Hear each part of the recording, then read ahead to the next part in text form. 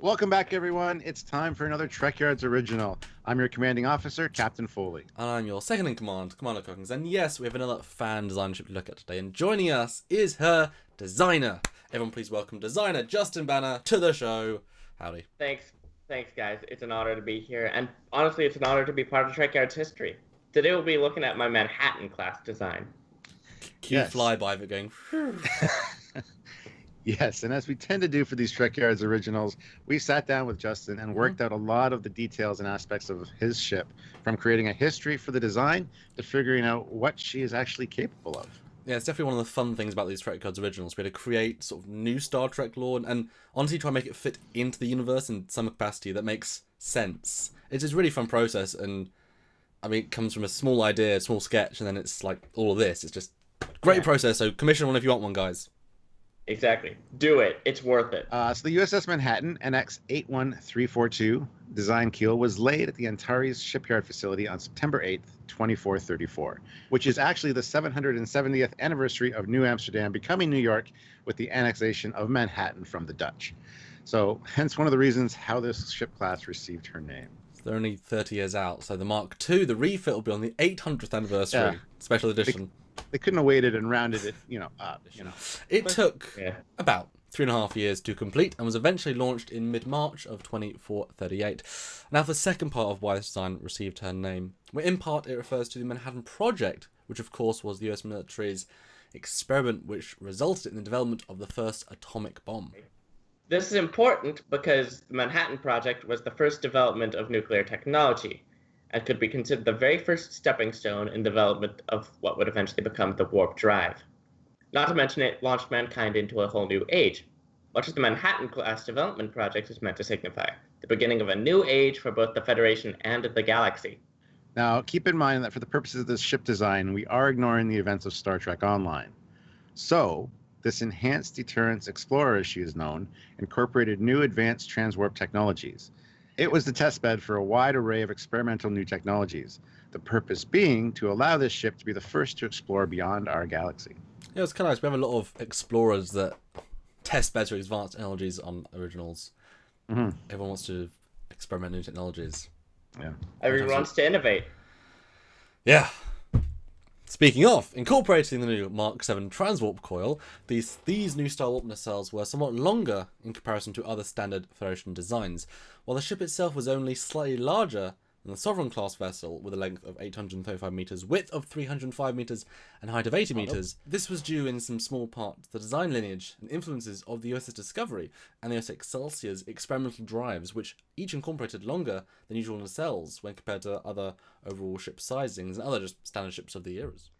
Extra power would be channeled into the dual transwarp nacelles, which would use their added surface area to disperse excessive power, and as such be able to create a much more stable transwarp tunnel, due to the addition of transwarp stabilization fins at the rear of each nacelle. One interesting feature was yellow glowing Starfleet deltas on each side of the nacelles. These were where the warp coil capacitors were located. These amplified the output of the drives and the amount of energy each nacelle could handle to allow for intergalactic travel. This new drive technology, despite looking really cool because they glow, was a way for Starfleet to return to its roots of exploration after having years of heavy conflicts with the Borg and Dominion. Similar to the design influences that brought on the Galaxy class, the hope was to explore deeper into the Delta and Gamma quadrants and eventually even beyond our own galaxy. Normal cruising speed was warp 8.25 with a top speed of warp 9.9825. Initially, the first mission planned was to explore the Sagittarius Dwarf Elliptical Galaxy, or SAGDEG, which is 65,000 light years distance using the new transwarp tech. With this new drive technology, it is estimated to only take a few months to arrive. However, this seemed to be too much of a risk, even with drive technology that had proven itself very effective and efficient during testing and shakedown cruises. Dangerous radiation was shown to accumulate in that layer of subspace when traveling at these transwarp velocities for any real length of time, so it was required to shut the drive down for short periods between runs to dissipate the excessive radiation before continuing. As a result, the decision was made to keep the exploration to the Delta and Gamma quadrants for the immediate time being until more ships could be built and more testing and practical applications would ensue that this new drive was feasible enough to make such a risky venture possible. The transport speed was about 3,727 0.42858 light years per day. So it could take about 2.5 weeks at full transwarp speed from the local stellar region to Sagdeg, but as we said, long duration of this drive was still deemed too dangerous. With a standard crew complement of 960 personnel and an evacuation limit of 15,000, the Manhattan class could perform various diplomatic and scientific and other peaceful missions, but that doesn't mean that she was weak by any means. This ship had a total of 4 forward and 2 aft launch tubes, each capable of firing quantum, tri-cobalt, and standard photon torpedoes. The Manhattan had 6 Type 12 phaser arrays with multi-point emission systems, allowing for multi-directional fire to compensate for the comparative lack of phaser strips to other ships of her size, giving it an added and much-needed punch.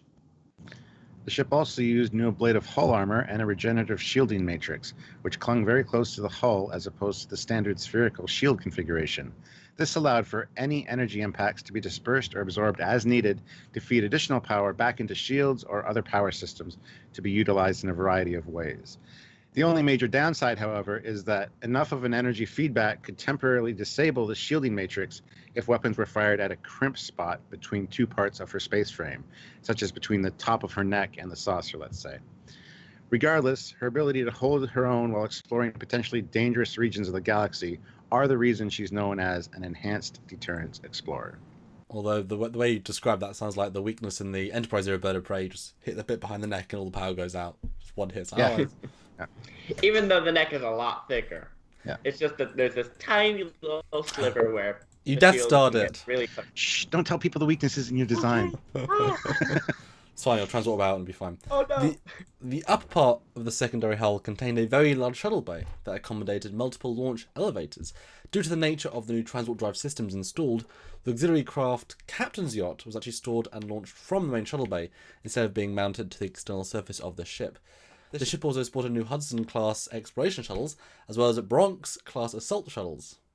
A new variation of the runabout was also carried on board the Manhattan, the Mark V or Rhine class, which could be deployed using large shuttle-sized transporters instead of needing standard launch procedures should the need arise.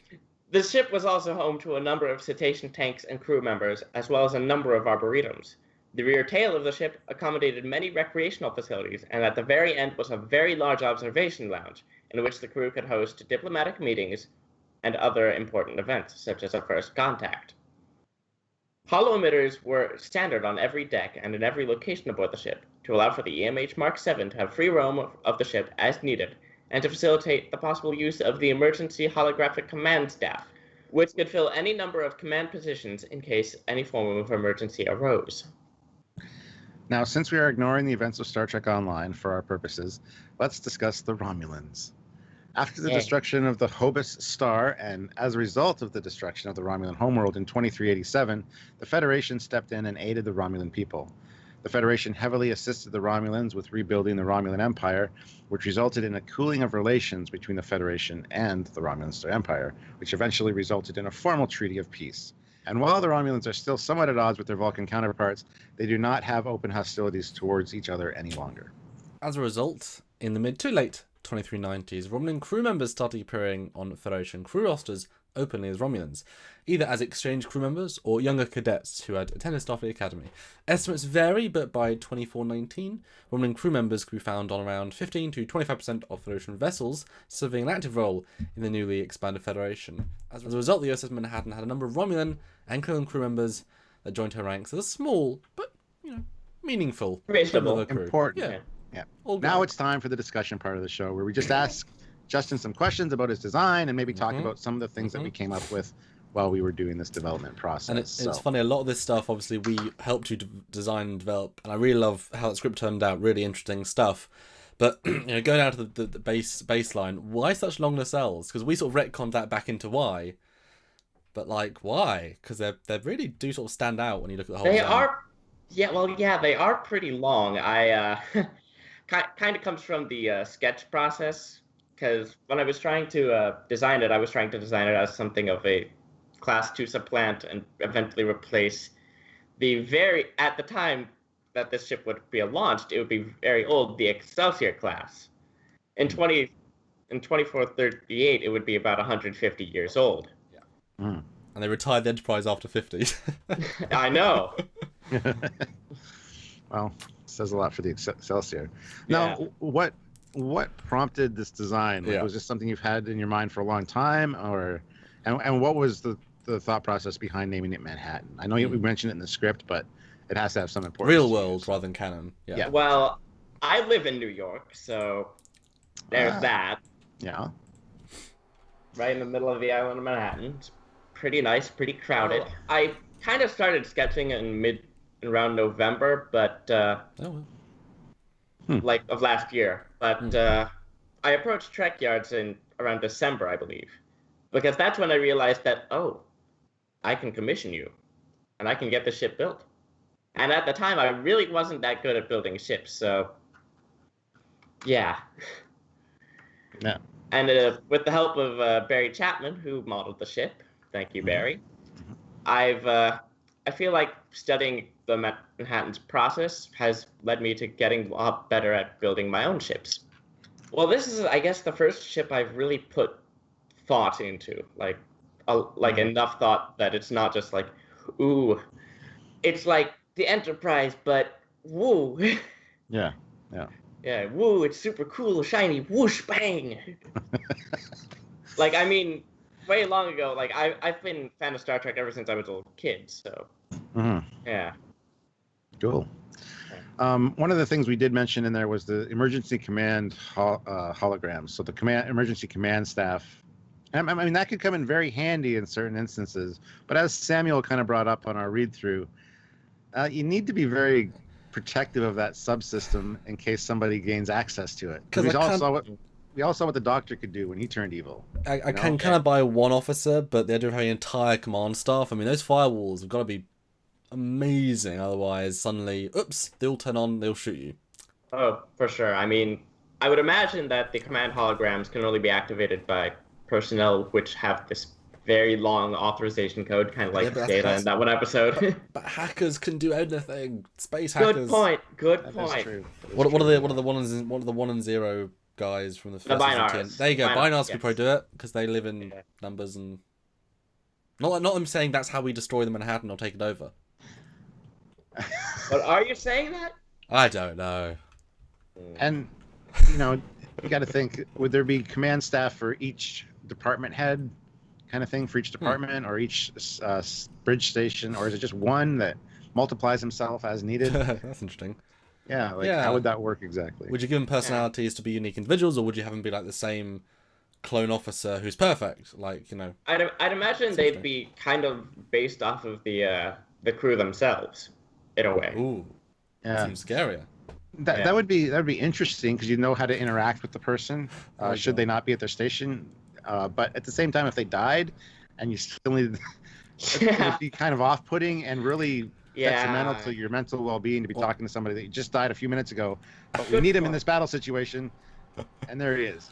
I just thought the most gruesome option. Fair point. Everyone's lost somebody, and so whoever's your second in command in your department is someone that's died in your life, so you can relate to them. It could be your son, your daughter, your husband, your father. It's like. And if the entire crew died, then you could have an entire ship run by holograms, and that would be kind of freaky. Just continue the mission, dump all the bodies out, go back to Starfleet. Hey, it's us. Now we're just that hologram from Voyager that murdered his crew. Oh, that was a good, genuinely good horror episode. Yeah. It was, but. I mean, back to the design. Okay, so Dolbax, obviously you designed a ship. Now you designed the basic sort of shapes first. Did you have an idea of when in the timeline it would be? Because I mean, a lot of these shapes are different. They're different. They aren't a conventional kit bash of other ships. It is its own thing very distinctly. And so was that, you know, the shapes and then retcon what it is, or did you think I want to do a future ship, although it's actually very close to our present E? What was the thought process? Because it is kind of different. Well, I wanted to make something that was advanced, but still recognizably Star Trek. Like, the Enterprise J it's pretty recognizably Star Trek, but it is big. You can't really see any real surface features on it. It's 3 kilometers long, or is it 2? I don't remember exactly, but 3. 3. You can barely see any surface features aside from like very thin, stretched out windows And those are registry. skyscrapers. Yeah, Mhm. that's insane. Oh, we've talked to Doug about that, so there's Yeah. explanations for that too. So Yeah, of course. But I sort of wanted to create something of a bridge between what we see at the end of Nemesis, like with like a damaged Enterprise E. It's a sovereign class, of course, and what we could see in the far future, like the 25th century Enterprise J. But at the time, I really hadn't really delved into STO at all before. now, one thing that we didn't include in the script, but it was kind of in our notes, is the lead up to the Mark V or Rhine class runabouts. We had some names. So the Mark I was the Danube, Mark II was the Seine. Saying, yeah. Yeah. Mark III was the Volga, and Mark IV was the Thames, which Samuel would like. So we had all those listed in our notes, but we didn't actually include them in the script. So anyway, I just thought I'd point those out. Now, I forget whether we came up with those names during the discussion or if you had them already. I came up with them, I think, sort of during and sort of after. Well, it was a catalyst because I mean the irony about it is you designed a shape first, and vaguely a sense of time. Although really it isn't very J-y. I know what you're going for, but it isn't specifically a J. You know, trying to make anything look like a J is difficult. Yeah. It is meant to be so far out, so it's got teeny things. Yeah, when I meant like it's sort of like a bridge between Sovereign and J, I meant more in a technological standpoint rather than aesthetically. Well, yeah. If anything, it's the step between the step between the step between. Yeah, which it's is good. It's the very first step. Yeah. Yes. But then obviously you worked with Barry a lot, and he ended up doing texturing, and he did the window detail. Obviously you agreed upon that, but then we didn't know exactly what size that'd be, so I then scaled it compared to Canon size windows, and then we got the scale, and you were quite surprised based on how you agreed with the windows. It was basically, oh, this is familiarly sized, and then the question was, well, is it big enough to fit a runabout? That was kind of once we have the scale, once you know how big those doors are, then we can try and fit stuff in, and it could just about fit a runabout if you do things, and then it could just about. But we said, well, why don't we? I mean, it's like the an future. inch clearance on either side. Yeah. And then we said, well, it's the future. Why you wouldn't have runabout Mark 1, would you? And so therefore, it's sort of invent new runabouts. Also, the circular saucer was very much intentional. I kind of missed those old saucers. Yeah. I agree with everything's that. either an oval going this way or an oval going this way. Or more of an arrowhead after when Rick designs it. Yeah. I really like the stance of it as well. From the front, it's got a very aggressive stance, and I do love the spacing of the nacelles.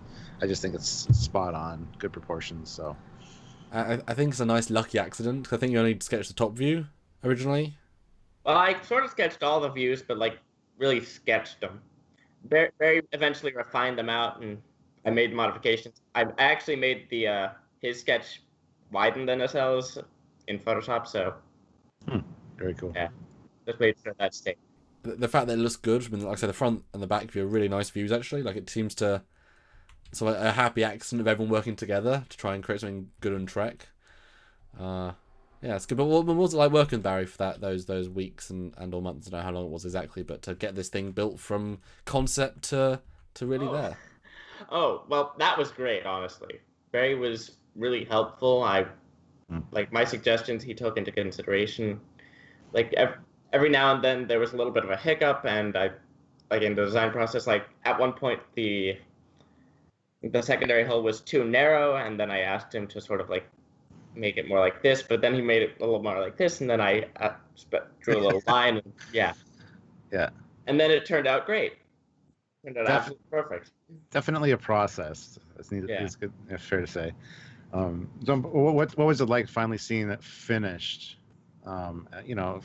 Absolutely amazing. Yeah. And I've been toying around with the model a little bit. I've been doing a few renders in Maya. It's gorgeous. Like from every angle, I can't find any bad angles for this ship. Wow, we can look. We'll find them. Yeah, you probably will. You probably will, but I can't. It's because you love it. It's like your child, so. It is. As it should be, and it's great that we can realize this for fans to do this whole process from. And I've seen the original sketches. This is a concept to. Here you go, and all the renders animations that you guys have been watching this entire episode. But Stuart, what do you think? Then, sort of final thoughts. What's your actual vague review? All those on the streams would be nice, but you're an honest man, Stuart. So, what do you think? Well, as I've said, I really like this design.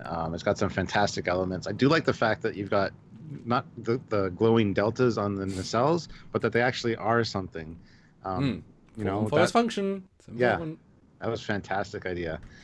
And it incorporates that lineage, that history of that stripe, that banner down the side of the nacelle, and then incorporating something cool into it. Yeah. So overall, I think the ship's fantastic. I love the length. I love the size. I love the history of it. We added a lot of really cool stuff, and as always, I'm proud of these Trekyards originals, and I think you did a fantastic job with this ship. So thank you for bringing it our way. We really appreciate it. No problem.